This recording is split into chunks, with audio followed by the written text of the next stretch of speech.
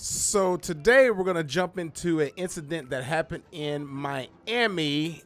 It's a flight that was on a Frontier Airlines. And it seems like every time I'm about to go on a flight, I always see this. You know, I'm a country boy and we don't have drama out here. But this guy right here is fighting because the dude behind him, there's a black guy, and I don't know what this other guy is. Don't know what his nationality is, but from what people were saying, that they have been, the guy that was in back has been talking craziness the entire trip. So I want you to just listen to what this guy has to say, and let's listen to what I guess ABC probably said or something, or let's just check this out first because it's important to hear both sides, and I think that justifies everything. So let's just see what they say here. All right, let's go.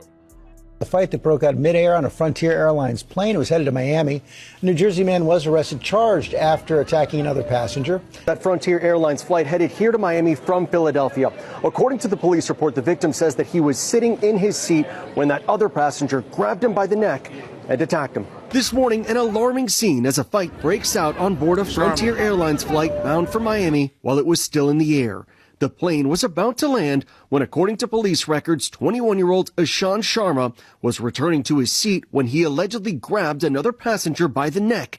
The two trading blows, passengers trapped, witnessing the chaos. The man sitting behind was making comments to the man in front, like negative comments the whole flight.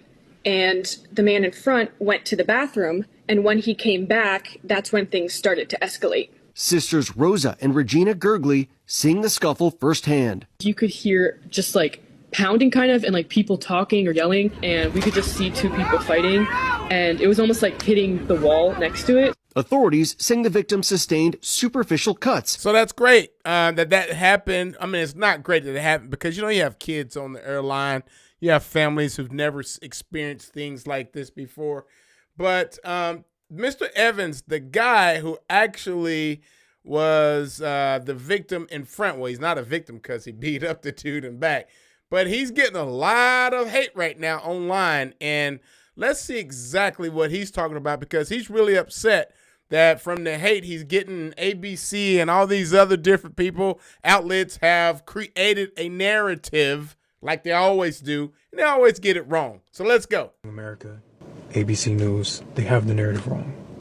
That's not the truth. They didn't take the time to ask any witnesses who were close by and actually witnessed the real thing, what happened.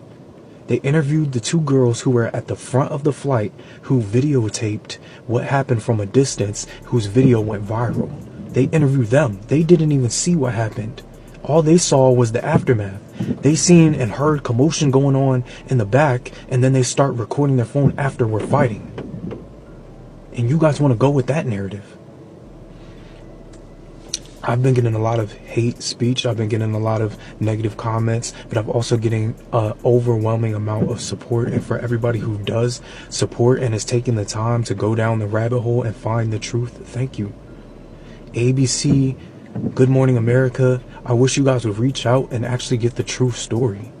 There's plenty of witnesses who were around me in the vicinity, and they posted their own testimony to social media, and it aligns with the story that I told WSVN and what happened. I was the one who got out of my seat and went to the restroom. I was the one who told the flight attendants about the disturbed man who was sitting behind me, because I was in the front seat and he was in the back seat, and I informed them that this man is giving me threats and he's saying things to me. Before I even got up out of my seat, I had my headphones on. I'm listening to music. I'm looking outside of the window, admiring the sunset, and I hear somebody faintly laughing behind me. I can't hear it that loud because my headphones are on, but he was laughing that loud that I could hear him faintly in my headphones. I thought it was just a normal person watching a movie on their phone, some kind of funny movie, and I paid it no mind. But the two young women who were sitting next to me, they kept breaking their neck to look back to see what he was laughing at and what was wrong with the guy. And after they multiple times kept looking back, it made me a little worried, so I took my headphones off and I looked at them, and they looked at me with concern about the person behind me. I turn around and I ask the guy, "Are you good?" And he starts doing that villainous laugh again. Ha ha ha ha ha. You're nothing but a weak man, a mortal man, a puny man. Like, he's saying things like that to me, nobody else, to me. I didn't even know this guy was behind me the entire flight. I just start laughing about it because I think it's funny. I'm like, what's wrong with this crazy guy? Why is he talking to me like that? I just get up. I'm like, I go to the restroom and the flight attendants are right there. So I say, "Hey guys, there's a disturbed, deranged man behind me. He's giving me things like death threats and stuff like that. I'm just letting you know that, if he puts his hands on me, like, I'm gonna defend myself." I tell them that. They're like, "It's okay. We basically already know about what's going on." They let me know that they were aware of him. And they told me to go back to my seat and press the button if he continues. So I do just that. I walk back to my seat. As I'm sliding back through the aisle to get to 18F, which is where I was sitting, he's jawing off at me again. "Oh, you weak man. You go to the restroom and you're looking at yourself in the mirror because you're just a weak man. If you challenge me, it will lead to your death and your destruction." He's saying evil things like this to me. And as soon as he starts jawing off again, I just get up, I press the button, and I turn around and I question him. I said, "Yo, what's your problem? You know, I'm not with any of that demonic stuff that you have going on." And he gets up immediately. He puts his forehead on my forehead, face to face, and he grabs me with both of his hands and he starts to choke me. You guys are saying things, "Oh, if you're a man of God, why didn't you use your words? Why didn't you rebuke him?" What would you do if you were in a confined space on an aircraft and another stranger you don't know stands up and starts to choke you? Oh my gosh. What? I defended myself. I did what any rational person would do. You're getting choked. Okay?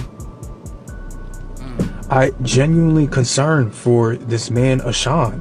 Whatever demon, whatever situation he was going through, I pray that man gets the help that he needs, because that is not okay. When is it okay to put your hands on another human being on a flight for no reason, unprovoked? I did nothing to him. I was minding my business the entire time. I was prepared for all the racist comments and the hate speech and things like that, and honestly, it doesn't faze me. The only thing that upsets me is that these news outlets are reporting false narratives and everybody is starting to run with it and believe it. Take the time. Go to WSVN on Instagram. Wow. Go on YouTube. Go to WSVN and search the news and listen to the story.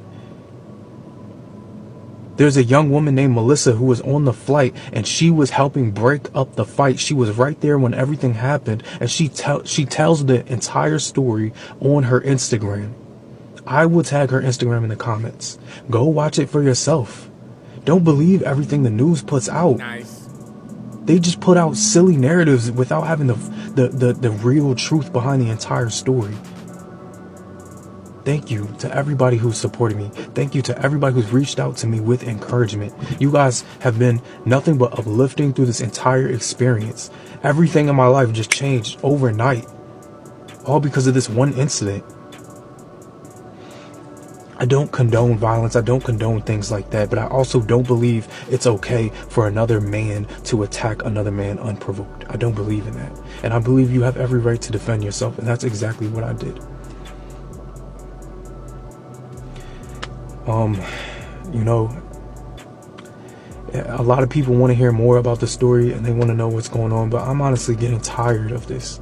Every day I've waken up and it's been more and more and more commotion and more people reaching out to me, and it's just getting overwhelming.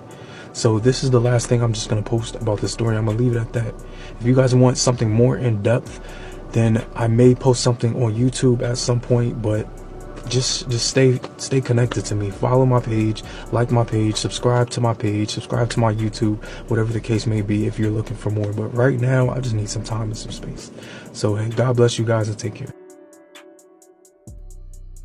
This guy right here, man, my hearts go out to him. My heart goes out to all the people on the plane who had to witness that violence. Violence is not good.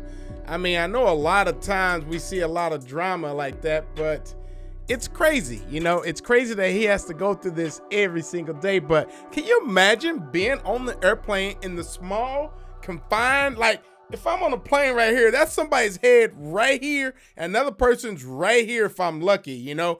And the guy behind you puts his head on your forehead, is talking crazy to you. Yeah, I try not to travel. But, yeah, go check out the story. And I hate that, you know, ABC and all these news outlets, they got to make money. I get it. They do dumb stuff. They always try their best. You know, and I'm not a big supporter of all the political parties that you ever see. But I've heard nothing but stories about them putting out fake news. And you've got to bust them because some of these guys, it's like they're even used to be like old cast members and say, yep, we had to. That was our job. It was the story we put out. It's drama. Drama. Be safe out there. Because you know I'm going to be safe because this is why I live in the country. Hey, if you like this content, like and subscribe and share it. Thanks.